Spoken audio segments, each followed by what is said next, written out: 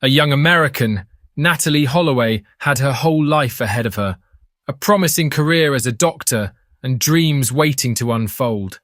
However, she disappeared in 2005 without leaving a trace during a graduation trip to Aruba in the Caribbean. What promised to be a memorable outing with her colleagues turned into a mysterious police case. Coincidence or not, the last place Natalee was seen, Carlos and Charlie's, was also linked to the 1998 disappearance of Amy Bradley, another American tourist who was invited to Aruba. Amy's case, which I've covered here before, has led many to speculate about a possible connection between the two disappearances, particularly involving human trafficking.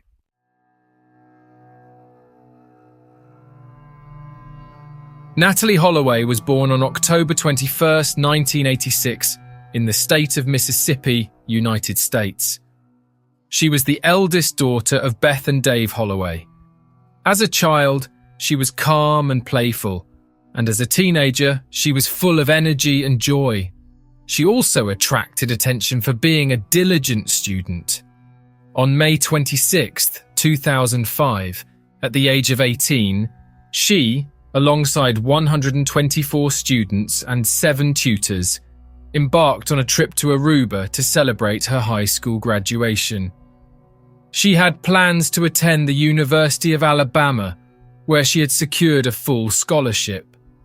The group stayed at the renowned Holiday Inn resort, spending their days soaking up the sun and their nights reveling in the vibrant Caribbean nightlife. On the night of May 29th, Natalee and her friends decided to enjoy the last day of the trip by playing card games at the Excelsior Casino, one of the most famous spots in the region, and it was located in the same hotel they were staying in. They had a great time, but then they chose to go to a livelier location, Carlos and Charlie's, a bustling bar and restaurant in downtown Aruba. It was there that they met Joran van der Sloot and brothers Deepak and Satish Kalpo. Natalee and Joran quickly hit it off, and by 1:30 a.m., the two decided to continue their night together. Natalee then told her friends that she was leaving with him, got into his car and left. By dawn, as the group prepared to leave, the chaperones realized Natalee was missing. Her belongings, including her passport, were still in her hotel room. Alarmed, her parents were contacted immediately, sparking a long and grueling search for answers. Dave and Beth Holloway wasted no time. They flew to Aruba and did everything in their power to assist in the search for their daughter. Following information provided by Natalee's friends, they retraced her final known steps to Carlos and Charlie's, the bar where she was last seen. Standing in the very spot where she had been just hours before, and with the cooperation of the authorities, they reviewed security camera footage. It was there they found the first clue, an image of the boy she had left with that night. Once identified, the police, along with her parents, went to confront the young man at his home.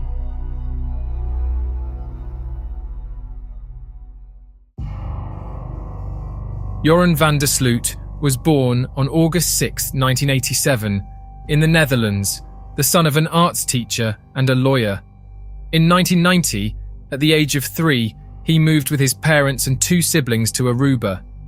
Joran excelled in his studies, consistently performing at the top of his class.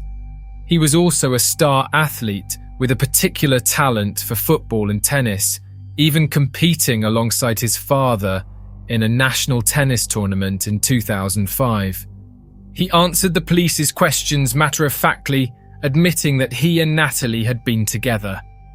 He further claimed they had taken a walk along the beach, and when she began to feel unwell, he and his friends left her at the entrance of her hotel, where she was supposedly greeted by a security guard. He accompanied the police and the girl's family to the Holiday Inn in order to reconstruct his version of events. However, hours later, when checking his story, investigators found no evidence to prove his narrative. The hotel's security cameras showed no record of Natalee's return, much less the presence of a supposed security guard who would have helped her. That same week, a friend of Joran's called Steve Gregory Crows, better known as DJ Diablo, showed up at the police station of his own free will to confirm the version of Joran's statement. But this information is somewhat strange and suspicious, as are some others in this case, because how could he confirm the case if he had not been previously identified as being involved in the events Joran described? The police then began to treat him as a suspect. Summoned for a new interrogation, this time together with his friends, Joran presented a new version of the story that could change everything from the perspective of the investigation. In their statements, brothers Deepak and Satish claimed that they left them on the beach, close to the hotel, and left. The version, however, seemed rehearsed, since in addition to this new testimony, Joran said that Natalee wanted to walk alone in the sand, and that he had left her there alone. The statements became increasingly confusing, and as a result, on June 17th, authorities took action, arresting Joran, the Kalpo brothers, and Steve Crows as suspects. Just days later, on June 23rd, Joran's father, Paul van der Sloot, was also detained under suspicion of helping cover up his son's potential involvement. But due to a lack of concrete evidence, all 5 were released shortly afterward. This decision angered many in the United States, prompting the FBI to step in and take over the investigation.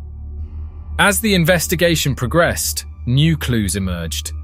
Some of them were quite intriguing, such as the fact that in the early hours of the 30th, between 2 o'clock and 4:30 a.m. that is, half an hour after she was last seen, Natalee's electronic room key at the Holiday Inn was used 3 times.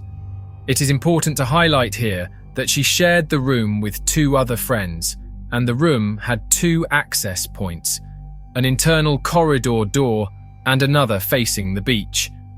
The beachside door, crucially, was not monitored by security cameras. This raised 3 potential scenarios. 1. Natalee returned to the room a few times to retrieve something, for example, condoms, cigarettes, etc. 2.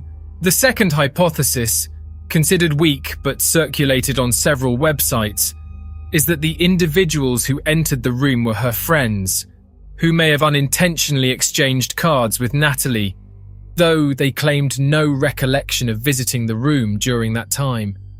Given the card was registered as used 3 times, it seemed unlikely all instances could have gone unnoticed. 3. A third person, a stranger, who was in possession of her card, went to the room possibly intending to steal something. However, nothing was stolen from the room. Despite these puzzling possibilities, authorities did not delve further into investigating them, and the theories were largely shelved.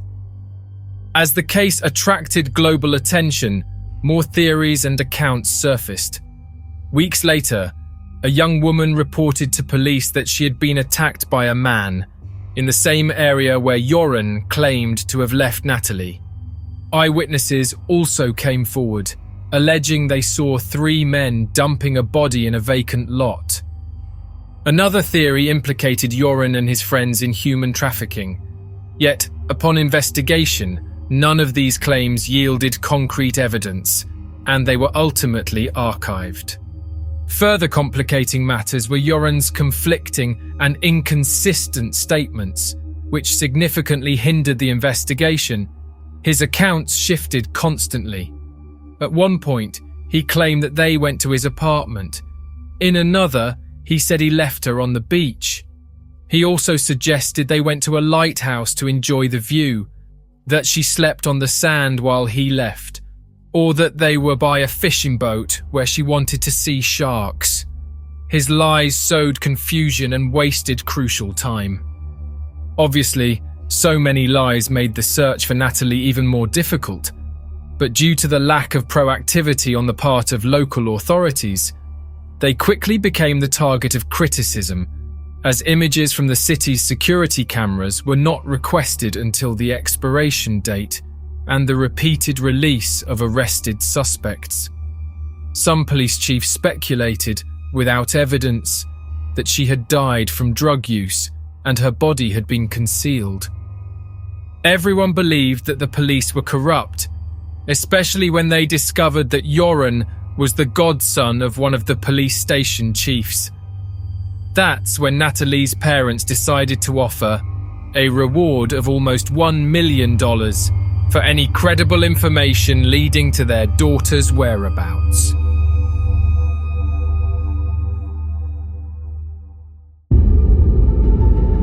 Time passed, and between back and forth, Aruba's justice system gradually cleared all the suspects due to lack of evidence. However, Beth and Dave's efforts continued, as did the media coverage provided by several North American and international TV networks. In 2006, Fox even paid to interview Joran exclusively, who once again presented new information. So you were there alone. You did later on. You caught up with Satish and Deepak, but at that point you were there alone playing cards. Yeah, I was there alone. I was there alone playing cards. Anything catch your attention about Natalee or friends? Anything you recall? I mean, no, nothing catch my attention. They seemed like normal girls. I mean, I talked to them normally. I mean, nothing of them was out of the ordinary at all. Interested in any of them at the poker table? Interested? No, not really. I was more talking. The girl that was sitting next to me, I thought she was pretty, and I was talking to her. And what the point was for going to Carl's and Charlie's was I wanted to actually meet up with her. Do you remember her name? I didn't remember it, but I remember it now because I heard it afterwards. I think her name was Kathleen. So, about what time did you leave the blackjack table first, or did the young women, the girls from Mountain Brook, leave the table first? When she'd won back, the Kathleen who was sitting next to me, when she'd won about $100, me and her friends convinced her to go cash the money. So that's when they went to go cash. They went to go cash their chips. So did they all leave together? So like a herd of girls? Do you remember? Yeah, I think they left in a group. They all stayed together. Were you drinking at that point? No, at that point I wasn't drinking. I'd had a drink when during the poker tournament, but at that point I hadn't taken a drink. They were drinking, however. Could you feel the effect of that one drink at that point? No, not at all. And were they acting like they had been drinking quite liberally and freely? Could you tell whether they were? I mean, they were drinking liberally and freely, but I mean, I think they had every right to. I mean, they graduated, they just finished their high school. You know, they just finished their high school, and I think they had every right to come to Aruba and celebrate their graduation. I mean, they worked for that their whole life, and I've met tons of people that do the same thing. And I mean, one problem I might have seen with it is the drinking age in the United States is 21, and the drinking age in Aruba is 18. And I've met a lot of people that when they're whose parents don't let them drink or do anything like that, and when they come to Aruba and they get a chance to drink, they go overboard, and that's something that's bad, something that shouldn't happen. When they picked you up, did you go straight from your home to Carl's and Charlie's? When they picked us, we went straight to Carl's and Charlie's. When you arrived at Carl's and Charlie's, any idea about what time it is? It was probably 12:15, I think, 12:30 maybe. How late does it stay open? That night it was open till 1 a.m. Is that usual? I mean, during weekdays it's open till 1 a.m. Yeah. What happened next with So next we walked down again to the stage, and we were just looking at people. The people were dancing on stage, and then again she said to me she told me to go dance with her, and I said no. You dance? Sometimes, yeah, but not really dancing. Okay. Not really a dancing person. And then she came down off the stage and grabbed me by my hand and said, "Come with me." And she took me to the bar, which is on the left-hand side. And she jumped on the bar, so sitting on the bar. Sitting or lying down? I'm sitting first, and then she said, "Oh yeah, you're gonna take a jelly shot off me." What is that? It's just something. A jelly shot is what you put on your belly button, or a body shot, I mean.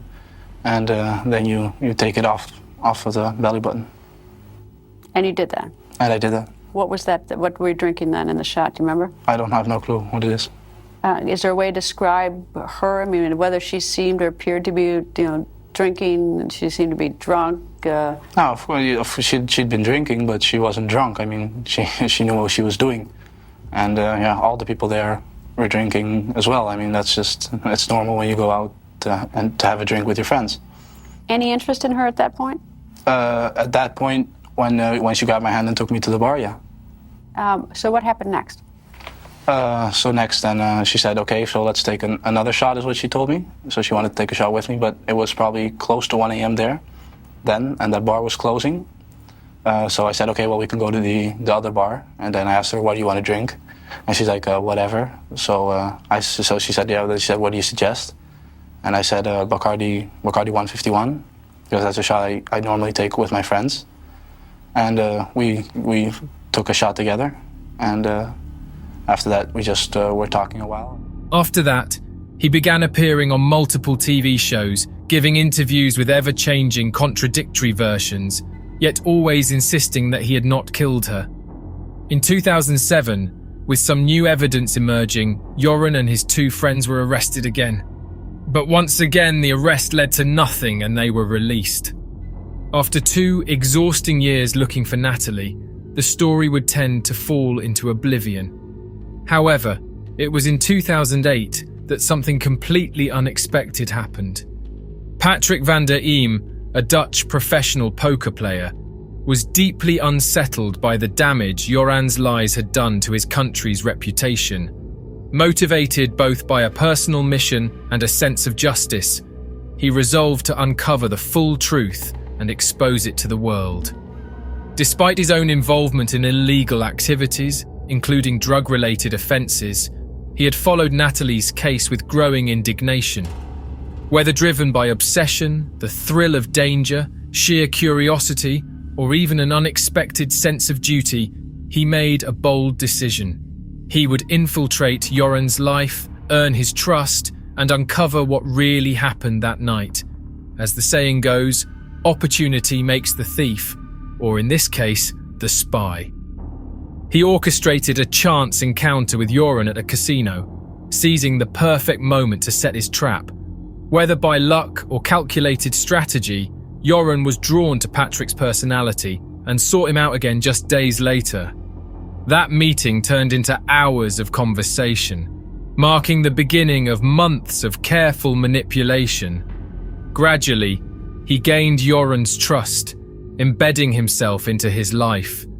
Their friendship deepened to the point where they regularly spent time together, visited each other's homes, and even discussed starting a drug business. Then, at last, he decided it was time to make his final move. He reached out to one of the most respected investigative journalists in the Netherlands, Peter de Vries, host of a renowned crime show. After hearing Patrick's plan, Peter devised a strategy. They would equip Patrick's car with hidden cameras and microphones, setting a trap to capture Joran's confession.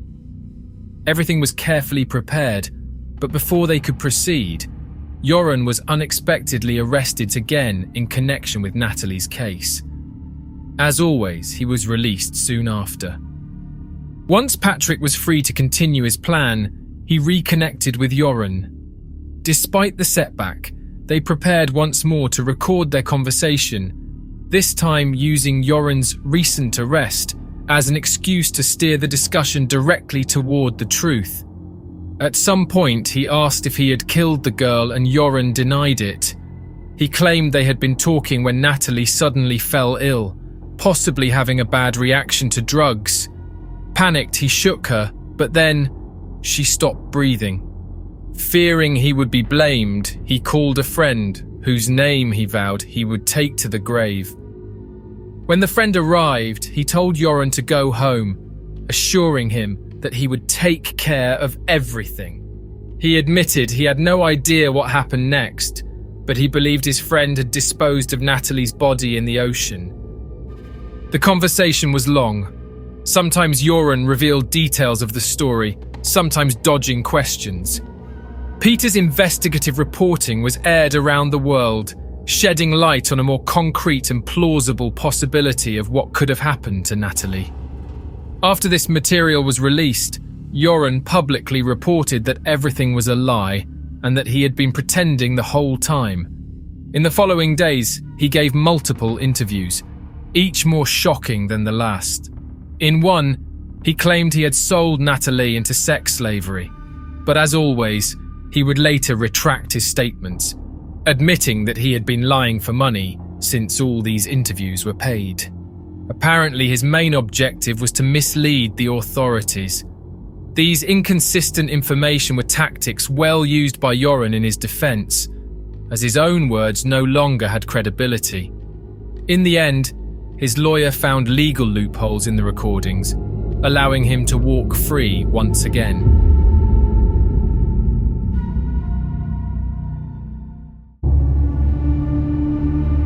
In 2010, 5 years after Natalee's disappearance, Joran's deception escalated to a new level. He scammed Natalee's family, emailing them with an offer. For $250,000, he would reveal the exact location of her body. Under the supervision of the authorities, the family wired the deposit. The moment the money was in his hands, he vanished. In fact, he went to Peru. And do you know how they discovered this? Because there he was arrested again, but this time suspected of a brutal murder. Stephanie Flores, 21, daughter of a regional politician, was found dead in a room at the TAC Hotel in the country's capital, Lima. Despite using a false name when booking the hotel, who was seen with her entering the room and leaving alone the next morning? Joran. This time there was no escape. On May 30th, he met Stephanie at the Atlantic City Casino and invited her to his hotel room. 2 days later, the girl's brutally beaten body was found inside. At first, he insisted he was innocent, but after 4 days of interrogation, he confessed, admitting that he had murdered her in a fit of rage. According to his initial statement, the two had been playing poker in his hotel room when a news article about Natalee Holloway appeared on Stephanie's laptop. Recognizing him from the case, she confronted him. An intense argument escalated into violence. She struck him, he retaliated, and things spiraled out of control. Joran claimed he elbowed her in the face, grabbed her throat, slammed her head against the wall, and suffocated her with a shirt. But as expected, days later, he changed his story. This time he said he walked into the room and found her using his computer, reading about Natalee's disappearance, and he attacked her out of anger. He claimed he hadn't meant to kill her, but she was interfering too much in his life. On account of that crime, on January 13th, 2012, Joran was sentenced to 28 years in prison to be served there in Peru. Still in 2012, Natalee's family filed a request to issue a death certificate, which was promptly accepted by the US court. In 2014, Joran married a Peruvian woman named Lady Figueroa, whom he met while she was visiting another inmate in 2013. The wedding took place inside the prison, and although it was private, the media covered Lady's arrival outside in droves. She told reporters that her fiancé was sensitive, kind, and not a monster. Lady was pregnant at the time of the wedding, and a few months later she gave birth to a girl. However, in 2022, after 8 years of marriage, he filed for divorce. He had fallen for Eva Pacahuanaco, an inmate at a women's prison in Lima, who was arrested for attempting to smuggle drugs to him behind bars. In June 2023, he was extradited to the United States to stand trial for extorting Natalee's family, the very scam he had used to take their money in exchange for false information. Both of Natalee's parents later wrote books sharing their perspectives on the case. The story inspired theatrical productions, and multiple documentaries were produced. Today, Beth is a speaker dedicating her life to helping other families navigate the agony of missing loved ones. Recently, in October 2023, after 18 years of deception, Joran made a new confession. Plus, she asked to go back to her hotel, but I was just trying to get dropped off a little bit further away from her hotel so we could walk back to her hotel and I might still get a chance to be with her. Okay. That's what I was hoping for. Okay. So what happens? Yeah, Deepak drops me off at a place a little right of the Marriott hotel known as the Fisherman's Huts. This place is not so far from, the next hotel is the Marriott, and the next hotel after that is another Marriott, which is a timeshare, and then it's the Holiday Inn. Well, we walk along the beach. All right. Do Deepak and Satish get out? Come with you? What happens to them? Deepak and Satish leave. They leave. They go back to their home. I assume they go back to their home. They get in their car and they leave. I'm actually with Natalee walking along the beach. I find a space before we get to the Marriott hotel, where I lay her down. We lay down together in the sand, and we start kissing each other. I get her to kiss me again. We start kissing each other, and I start feeling her up again. And she tells me no. She tells me she doesn't want me to feel her up. I insist. I keep feeling her up either way. And she knees me. She ends up kneeing me in the crotch. When she knees me in the crotch, I get up on the beach and I kick her extremely hard in the face. Yeah, she's laying down unconscious, possibly even dead, but definitely unconscious. And I see right next to her there's a huge cinder block laying on the beach. When you say cinder block, looking at the walls of this place, is it like those? The exact same cinder blocks. I see a huge cinder block laying on the beach.